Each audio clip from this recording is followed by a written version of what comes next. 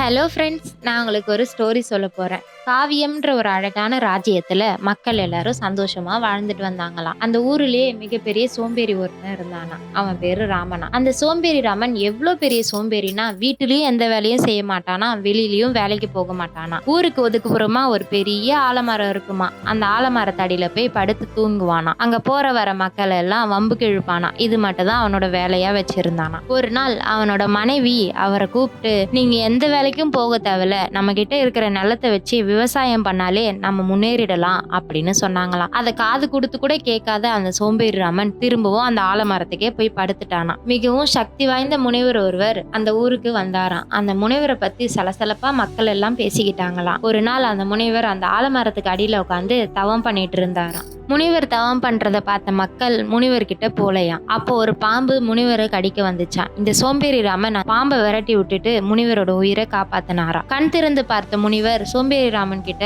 நன்றி சொன்னாராம். உனக்கு ஏதாவது வரம் இருந்தான்னு கேளுப்பா, நான் உனக்கு வரம் தரேன் அப்படின்னு சொன்னாராம். கொஞ்சம் கூட யோசிக்காத அந்த சோம்பேறி ராமன், நான் எந்த வேலைக்கும் போக மாட்டேன், ஆனா நான் மிகப்பெரிய பணக்காரனா ஆகணும் அப்படின்னு எனக்கு ஒரு வரம் கொடுங்கன்னு கேட்டாராம். உன் ஆசைப்படியே நடக்கட்டும்னு முனிவரும் வரம் கொடுத்துட்டாராம்.